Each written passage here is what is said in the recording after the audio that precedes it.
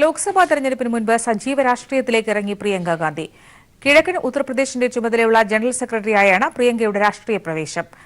ഉത്തർപ്രദേശ് പിടിക്കാൻ കോൺഗ്രസ് സർവ്വസന്നാഹങ്ങളുമായി തയ്യാറെടുക്കുന്നതിന്റെ ഭാഗമായാണ് പുതിയ നിയമനം. ദേശീയ നേതൃത്വത്തിലും വലിയ അഴിച്ചുപണിയുണ്ടായി. കെ.സി. വേണുഗോപാൽ എംപിയെ എഐസിസി സംഘടനാ ചുമതലയുള്ള ജനറൽ സെക്രട്ടറിയായും ജ്യോതിരാദിത്യ സിന്ധ്യയെ പശ്ചിമ ഉത്തർപ്രദേശിന്റെ ചുമതലയുള്ള ജനറൽ സെക്രട്ടറിയായും നിയമിച്ചു. പ്രിയങ്ക ഗാന്ധി പാർട്ടി നേതൃത്വത്തിലേക്ക് വരണമെന്നത് 2014 ലോക്സഭാ തെരഞ്ഞെടുപ്പിൽ കോൺഗ്രസ് തകർന്നടിഞ്ഞതു മുതലുള്ള പ്രവർത്തകരുടെ ആവശ്യമായിരുന്നു. ഈ ആവശ്യമാണ് 2019 എത്തിയപ്പോൾ പ്രാവർത്തികമാകുന്നത്.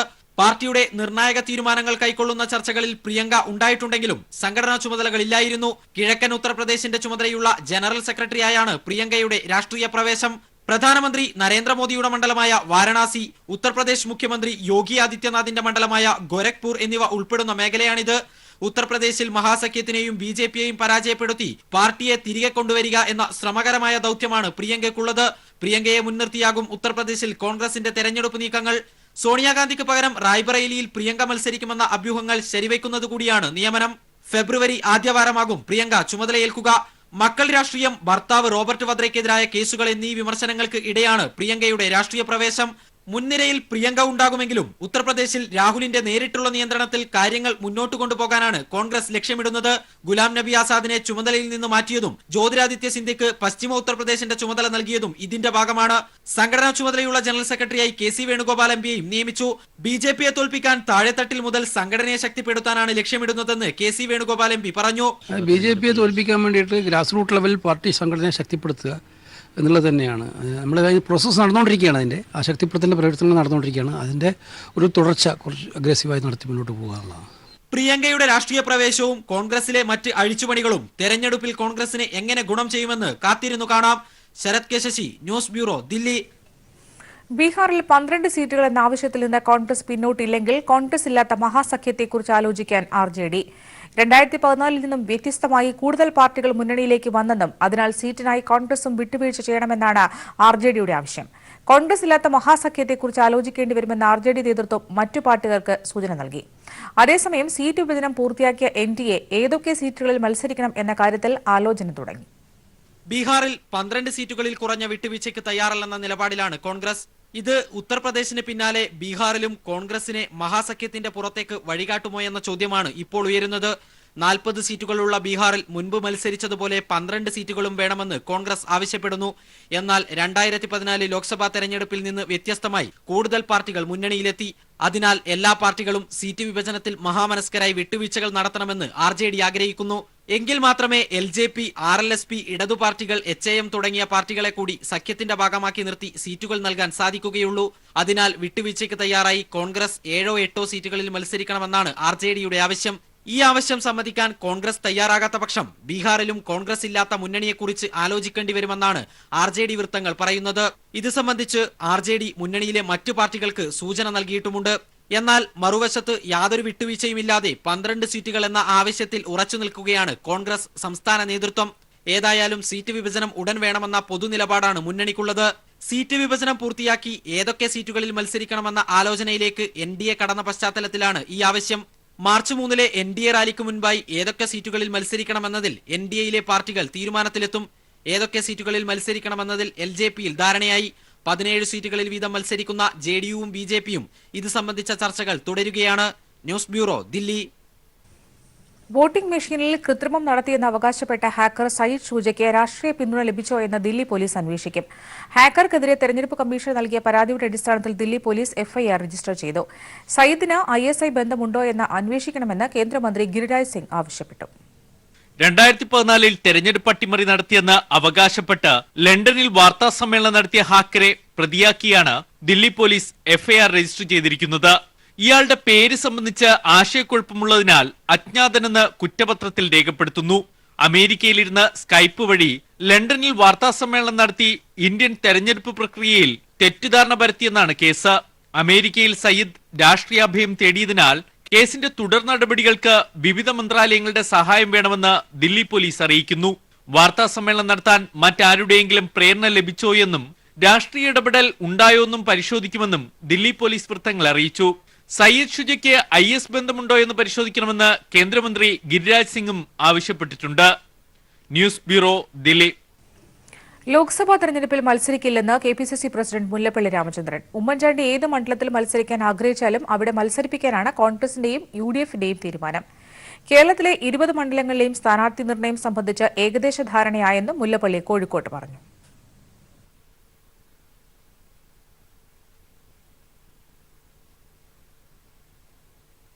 എനിക്കൊരു നിയോജകമണ്ഡലത്തിൽ മാത്രം ഒതുക്കി നിൽക്കാൻ സാധ്യമല്ല എന്നതുകൊണ്ടാണ് ഇപ്പോൾ അത് അടിവരയിട്ട് ഞാൻ പ്രഖ്യാപിക്കാൻ ആഗ്രഹിക്കുന്നത്.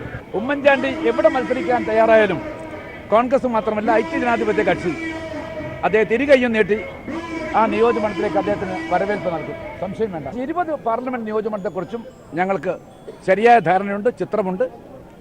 അവിടെ ആരൊക്കെ മത്സരിക്കണമെന്നതിനെക്കുറിച്ചും ഏകദേശ ധാരണയിൽ ഞങ്ങൾ എത്തിയ കാര്യം ഞാൻ അറിയിക്കുന്നു. 3ാം സീറ്റിനെ ചൊല്ലിയുള്ള മാണി വിഭാഗത്തിന്റെ അവകാശവാദം നാടകീയമായ വഴിത്തിരിവിലേക്ക്.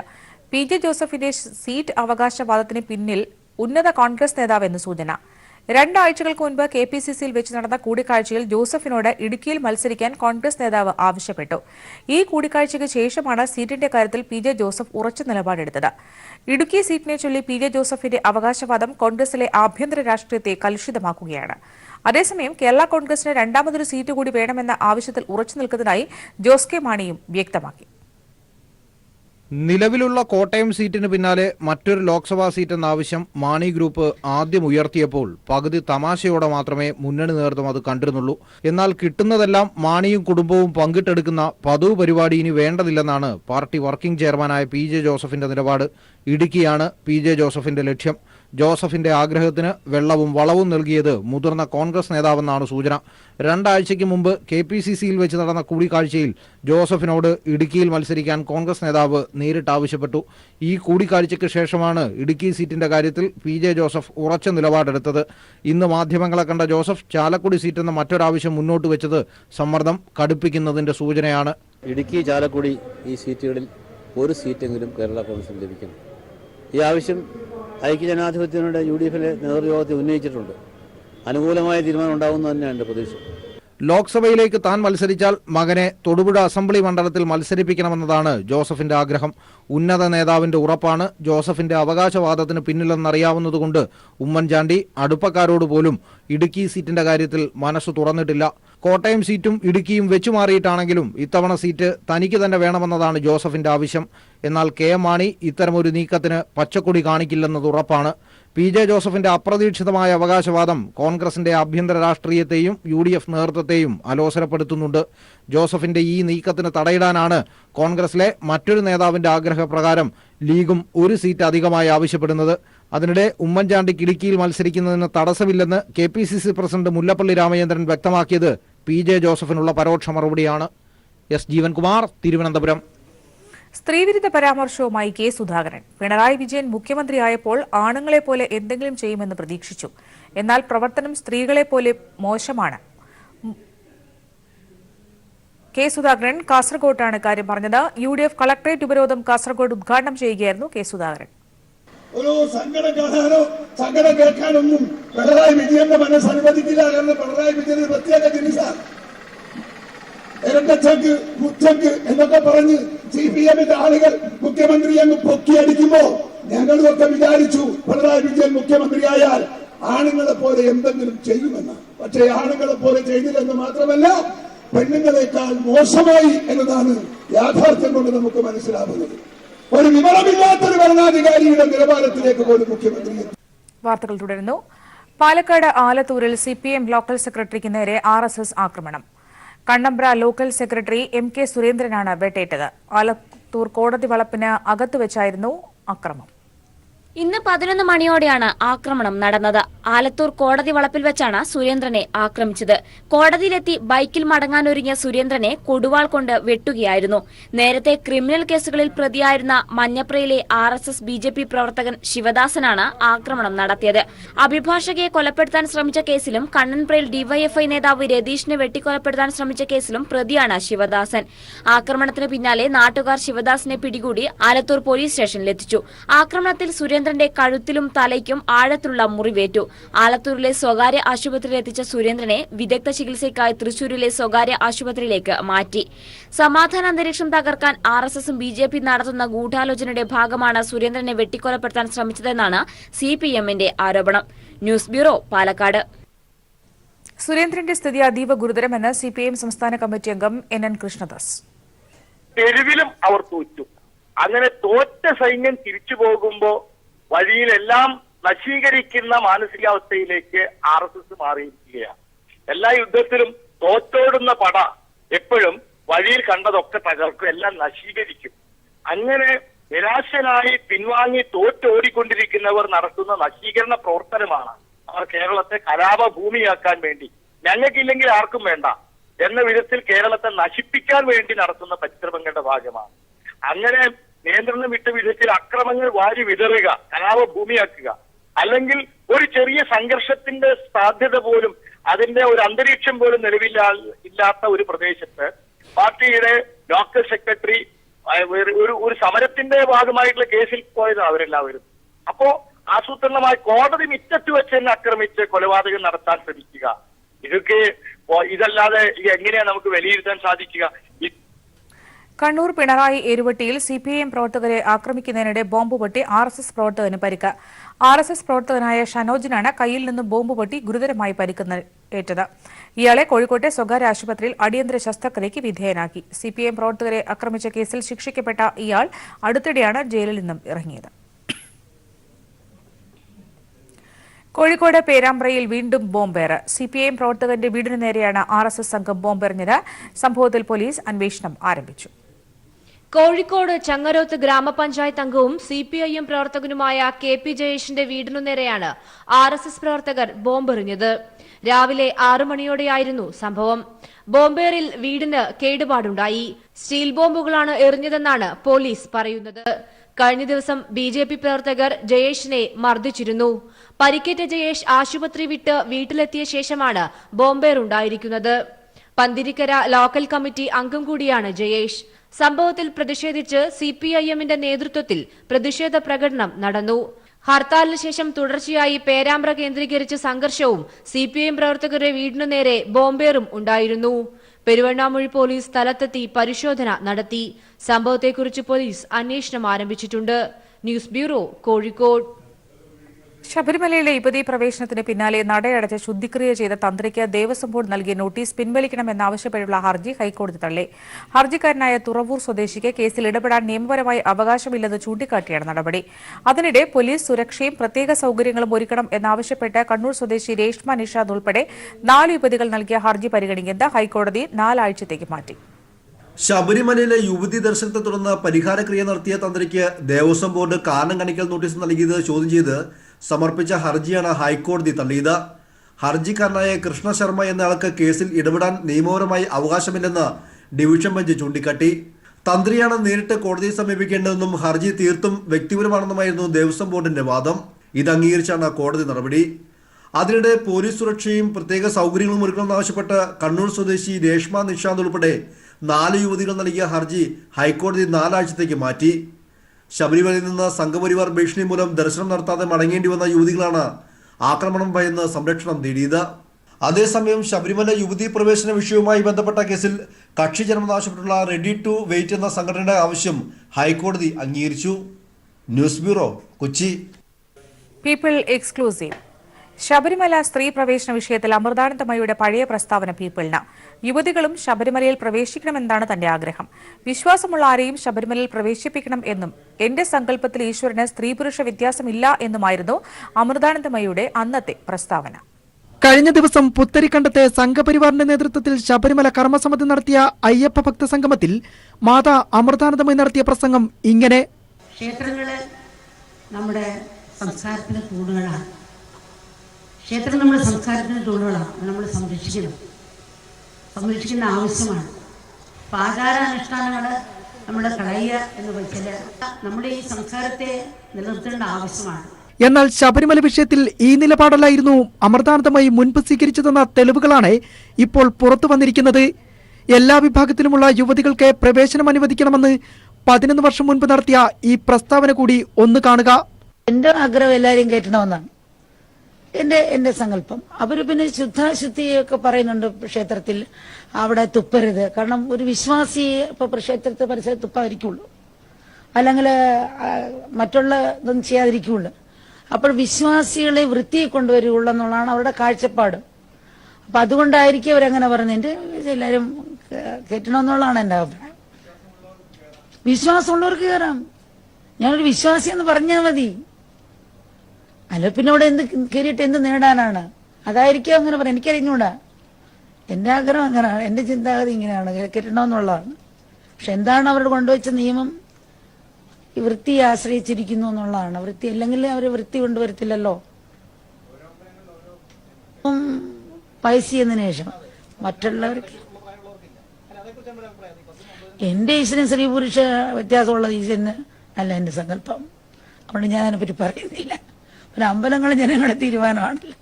മനുഷ്യനെ സൃഷ്ടിപ്പെട്ട് നമ്മൾ പറഞ്ഞിട്ട് എന്തുമാ. രണ്ട് പ്രസ്താവനകളിലെയും വിരുദ്ധമായ നിലപാടുകൾ ഈ വിഷയത്തിലെ അമൃതാനന്ദമയിയുടെ ഇരട്ടത്താപ്പ് തന്നെയാണ് പ്രകടമാക്കുന്നത്. അമൃതാനന്ദമയിയെ ശബരിമല വിഷയത്തിലേക്ക് കൊണ്ടുവന്നതിൽ ആരുടെയെങ്കിലും ബാഹ്യസമ്മർദ്ദം ഉണ്ടായിരുന്നുവോ എന്നുകൂടി ഇതിലൂടെ സംശയിക്കേണ്ടിയിരിക്കുന്നു. ഏതായാലും നിരവധി വിശ്വാസികളുള്ള അമൃതാനന്ദമയിയുടെ നിലപാട് ഇപ്പോൾ തന്നെ സമൂഹത്തിൽ വിമർശനങ്ങൾക്ക് വഴിവെച്ചു കഴിഞ്ഞു. News desk. സംസ്ഥാനത്തെ ക്ഷേത്രങ്ങളെ ദേവസ്വം ബോർഡിന്റെ നിയന്ത്രണങ്ങളിൽ നിന്ന് നീക്കണമെന്നാവശ്യപ്പെട്ട് നൽകിയ ഹർജികൾ ശബരിമല പുനഃപരിശോധനാ ഹർജികളിൽ തീരുമാനമാകുന്നതുവരെ മാറ്റിവെക്കണമെന്ന് സംസ്ഥാന സർക്കാർ സുപ്രീംകോടതിയിൽ. ദേവസ്വം ബോർഡ് അംഗങ്ങളെ തെരഞ്ഞെടുക്കാൻ ഹിന്ദുക്കളായ ജനപ്രതിനിധികൾക്കും മന്ത്രിമാർക്കുമാണ് വോട്ടവകാശമുള്ളത്. പ്രത്യേക വിഭാഗമായി പരിഗണിച്ച് ഭക്തർക്ക് വോട്ടവകാശം നൽകണം എന്നാണ് ഹർജിക്കാരുടെ ആവശ്യം. ഭക്തരെ പ്രത്യേക വിഭാഗമായി പരിഗണിക്കാനാകില്ല എന്നാണ് ശബരിമല കേസിൽ ഭരണഘടനാ ബെഞ്ച് വിധിച്ചിരിക്കുന്നത്. ഈ സാഹചര്യത്തിൽ ശബരിമല കേസിലെ പുനഃപരിശോധനാ ഹർജികൾ തീർപ്പാകുന്നതുവരെ കേസ് മാറ്റിവെക്കണമെന്ന് സർക്കാർ ആവശ്യപ്പെട്ടു. ക്ഷേത്രത്തിന്റെ ദൈനംദിന കാര്യങ്ങൾക്ക് വേണ്ടിയാണ് ബോർഡ് രൂപീകരിച്ചതെന്നും ക്ഷേത്ര വരുമാനം വകമാറ്റുന്നുവെന്ന ആരോപണം അടിസ്ഥാനരഹിതമെന്നും സർക്കാർ സത്യവാങ്മൂലത്തിലൂടെ കോടതി അറിയിച്ചു. സർക്കാർ സത്യവാങ്മൂലത്തിന് മറുപടി നൽകാൻ പരാതിക്കാരനായ സുബ്രഹ്മണ്യം സ്വാമിക്കും TG മോഹൻദാസിനും ഒരാഴ്ചത്തെ സമയം അനുവദിച്ചു. തുടർന്ന് കേസ് ഈ മാസം 31 മാറ്റി. കേരളത്തിലൊന്നും നടക്കില്ല എന്ന ചിന്ത മാറ്റാനായത് പ്രത്യാശയ്ക്ക് വക നൽകുന്നതായി മുഖ്യമന്ത്രി. സാമൂഹ്യനീതിയിൽ അധിഷ്ഠിതമായ വികസനത്തിനാണ് സർക്കാർ ഊന്നൽ നൽകുന്നത്. മോദി ഭരണത്തിന് കീഴിൽ രാജ്യത്ത് അസന്തുലിതാവസ്ഥ വർദ്ധിച്ചുവെന്നും അദ്ദേഹം പറഞ്ഞു. ധർമ്മടം മണ്ഡലത്തിൽ LDF കുടുംബസംഗമത്തിൽ സംസാരിക്കുകയായിരുന്നു മുഖ്യമന്ത്രി. ഈ ഉള്ളവരും ഇല്ലാത്തവരും തമ്മിലുള്ള അന്തരം വർദ്ധിച്ചുകൊണ്ടിരിക്കുകയാണ്. ഇതല്ല നമുക്ക് വേണ്ടത്. നമുക്ക് സർവതല സ്പർശിയായ വികസനമാണ്. എല്ലാവരെയും ബന്ധിപ്പിക്കണം, അതിന് എല്ലാവരെയും ബന്ധപ്പെടണം, എല്ലാവരും മുന്നോട്ട് വരണം. ഏതെങ്കിലും ഒരു വിഭാഗം മാത്രം മുന്നോട്ടല്ല. ഇതിനുള്ള പദ്ധതികളാണ് കേരളത്തിൽ ആസൂത്രണം ചെയ്യുന്നത്. ഇവിടെയാണ് ബദൽ, കൃത്യമായ ബദൽ നയം നടപ്പാക്കുകയാണ്. ആഗോളവൽക്കരണ നയത്തിൽ നിന്നും ഉദാരവൽക്കരണ നയത്തിൽ നിന്നും വ്യത്യസ്തമായ ബദൽ നടപ്പാക്കുകയാണ്. ഈ കാര്യത്തിൽ ഇടതുപക്ഷ ജനാധിപത്യ മുന്നണിയുടെ നയം ജനങ്ങളാകെ അംഗീകരിക്കുന്നു എന്നുള്ളത് തന്നെയാണ് വസ്തുത. നല്ല പിന്തുണയാണ് ഇതിന് ലഭിച്ചിട്ടുള്ളത്. സിസ്റ്റർ ലൂസി കളപ്പുരയ്ക്കലിന് വീണ്ടും സന്യാസി സമൂഹത്തിന്റെ വാർണിംഗ് ലെറ്റർ. ഫെബ്രുവരി 6-നകം രേഖാമൂലം വിശദീകരണം നൽകാനാണ് ആവശ്യപ്പെട്ടിരിക്കുന്നത്. സിസ്റ്റർക്കെതിരെ പുതിയ ആരോപണങ്ങളും കത്തിലുണ്ട്. കത്തിന് മറുപടി നൽകുമെന്ന് സിസ്റ്റർ ലൂസി പ്രതികരിച്ചു. എന്നാൽ തന്റെ നിലപാടുകളിൽ മാറ്റമില്ല എന്നും അവർ പറഞ്ഞു. സഭാ നിയമങ്ങൾക്കെതിരായി പ്രവർത്തിച്ചുവെന്ന പേരിൽ സിസ്റ്റർ ലൂസി കളപ്പുരയ്ക്കലിന് നേരത്തെ FCC അധികൃതർ വാർണിംഗ് ലെറ്റർ നൽകിയിരുന്നു. അന്ന് നേരിട്ട് ഹാജരായി വിശദീകരണം നൽകാത്തതിനെ തുടർന്നാണ് രണ്ടാമതും കത്തയച്ചത്. കന്യാസ്ത്രീ സമരത്തിൽ പങ്കെടുത്തു, സ്വന്തമായി കാർ വാങ്ങി തുടങ്ങിയ ആരോപണങ്ങളാണ് ആദ്യത്തെ കത്തിലുണ്ടായിരുന്നത്. ഇവയ്ക്ക് പുറമെ സഭാവസ്ത്രങ്ങളില്ലാതെ ഫോട്ടോയെടുത്ത് സമൂഹമാധ്യമങ്ങളിലിട്ടു, മഠത്തിൽ രാത്രി വൈകിയെത്തുന്നു, മാധ്യമപ്രവർത്തകയെ മുറിയിൽ താമസിപ്പിച്ചു തുടങ്ങിയ പുതിയ കുറ്റാരോപണങ്ങളും രണ്ടാമത്തെ കത്തിൽ പറയുന്നു. ഫെബ്രുവരി 6-നുള്ളിൽ രേഖാമൂലം വിശദീകരണം നൽകിയില്ലെങ്കിൽ കാനോൻ നിയമപ്രകാരം നടപടിയുണ്ടാകുമെന്നും കത്തിൽ പറയുന്നു. ഇന്നു രാവിലെയാണ് കത്ത് ലഭിച്ചതെന്നും വിശദമായ മറുപടി നൽകുമെന്നും സിസ്റ്റർ ലൂസി കളപ്പുരയ്ക്കൽ പറഞ്ഞു. ഇത് വെച്ചിട്ടുണ്ട്. നമ്മൾ ഫസ്റ്റ് ടൈം ആണല്ലോ, നമുക്ക് അതിനെക്കുറിച്ച് അത്രയും ഡീറ്റെയിൽസ് ആയിട്ട് അറിയത്തില്ല. എന്തായാലും അങ്ങനെ ഇറങ്ങിപ്പോകാൻ പറ്റത്തില്ല. കാരണം ഞാൻ ഇത്രയും വർഷം എൻ്റെ സന്യാസം ജീവിച്ചത് ഇവിടെയാണ്. അങ്ങനെ അവർ ഈ ആരോപിക്കുന്നതിൻ്റെ പേരിൽ ഇറങ്ങിപ്പോകാൻ പറ്റുന്ന ഒരു സാഹചര്യം അല്ല ഉള്ളത്. എനിക്ക് ജീവിക്കണമല്ലോ, എനിക്ക് സന്യാസിനിയായിട്ട് തന്നെ ജീവിക്കണം. അതുകൊണ്ട് അതിനു വേണ്ടിയിട്ട് ഞാൻ പരിശ്രമിക്കുന്നത്. തെറ്റിന് ഒരിക്കൽ എന്ത് ഭീഷണി വന്നാലും തെറ്റിന് ഞാൻ കൂട്ടു നിൽക്കത്തില്ല. തെറ്റ് തന്നെ, അത് ആര് ചെയ്താലും, ഏത് മെത്രാൻ ചെയ്താലും ഏത് മാർപ്പാപ്പ ചെയ്താലും തെറ്റ് തന്നെയാണ്. തിരുവസ്ത്രത്തിനുള്ളിൽ ഞങ്ങൾ 7000 സിസ്റ്റേഴ്സ് ഉണ്ട് FCC. തനിക്കെതിരെയുള്ള ആരോപണങ്ങൾ ലക്ഷ്യം വെക്കുന്നത് എന്താണെന്നറിയില്ല. വിവേചനങ്ങൾക്കെതിരെയാണ് തന്റെ നിലപാട്. അതിൽ എക്കാലത്തും താൻ ഉറച്ചു നിൽക്കുമെന്നും ജീവൻ നഷ്ടപ്പെടുമെന്ന ഘട്ടം എത്തുന്നതുവരെ സന്യാസ സമൂഹത്തിൽ സന്തോഷത്തോടെ ജീവിക്കുമെന്നും സിസ്റ്റർ ലൂസി പറഞ്ഞു. ചുരിദാർ ധരിച്ചു, തുടർച്ചയായി സഭയെ അവഹേളിച്ചു, കാറ് വാങ്ങി തുടങ്ങിയ 15ഓളം ആരോപണങ്ങൾ നിരത്തിയാണ് FCC superior general Ann Jose sister ലൂസിക്ക് വീണ്ടും വിശദീകരണം ആവശ്യപ്പെട്ട് കത്ത് നൽകിയത്. News bureau, Wayanad.